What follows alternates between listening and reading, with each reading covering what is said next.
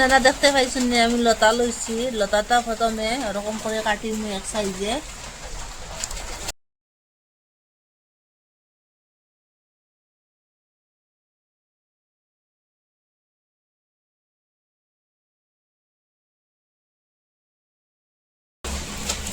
এরকম করে সবটা কাটিম।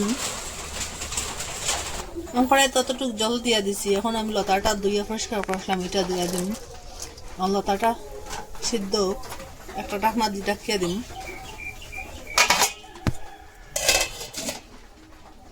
সিদ্ধ হওয়ার পরে আমি গ্যাসটা বন্ধ করে দিম।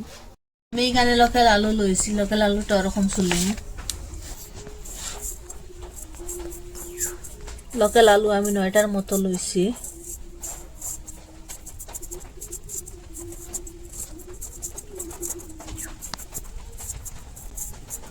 একটা আলুরে 3বার কাটিম, ওরকম চেকটা চেকটা করিয়া, পরে ওরকম সাইজের করিয়া কাটিম।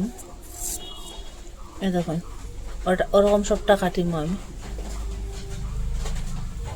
একটা গামলার মধ্যে রাখুন।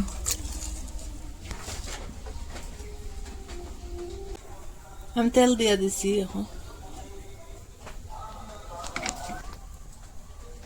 পাঁচফোড়ন দিয়ে দিলাম।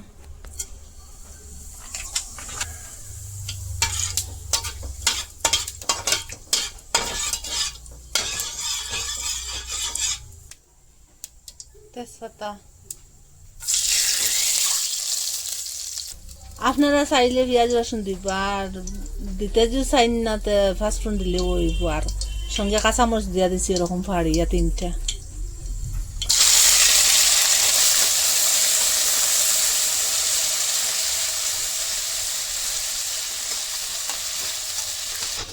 পেঁয়াজটা ওরকম বাজার পরে আমি ওই যে আলু কাটিয়ে রাখলাম, আলুটা দিয়ে দিই।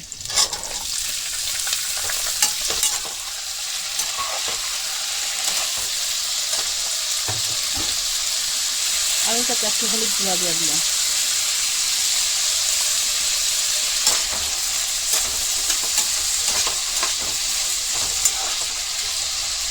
এখন ডাকিয়ে রাখবো 3 মিনিটের মাঝে মাঝে লড়াচড়া করুন।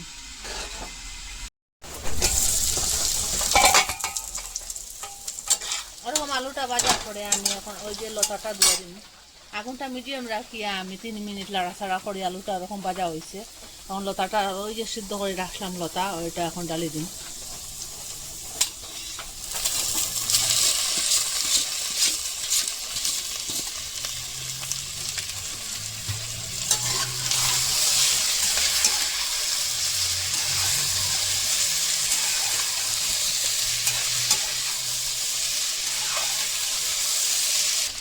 আগের হলুদ গুঁড়া দেওয়া আছে, একটু কম দিন হলুদ।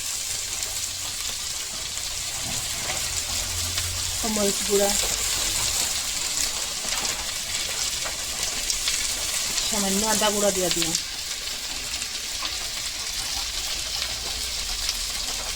আর এই যে জিরা বাকরের গুঁড়া।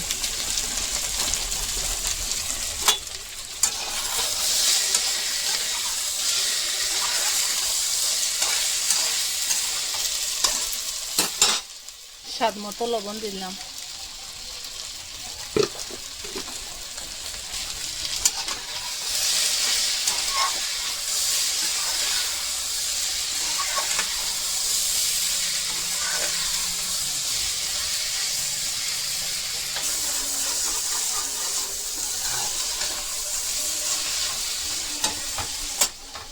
এরকম সাতলানির পরে এখন আমি জল দিয়ে দিলাম।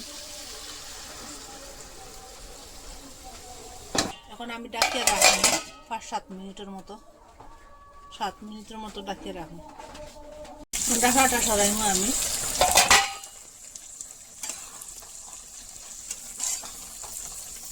কত সুন্দর হয়েছে, জাল হইয়া পুরা সিদ্ধ হয়ে গেছে। লতাটাও আগে সিদ্ধ, আলুটাও পুরা সিদ্ধ হয়ে গেছে। দেখুন পুরা সিদ্ধ হয়ে গেছে। এখন গ্যাসটা আমি বন্ধ করে দিলাম। আমার আজকে লতা তরকারি রেডি। আপনারা ওরকম বানাইয়া খাইবা, মিস করবে না। আর কমেন্টের মধ্যে জানাইবা কীরকম লাগলো, খেয়ে কই থেকে দেখছেন আপনারা কইবা। আর লাইক কমেন্ট শেয়ার সাবস্ক্রাইব করবা, আপনারা সাপোর্ট করবা। ওরকম নতুন নতুন আরও আমি রেসিপি আপনারা দেখাইবার চেষ্টা করব।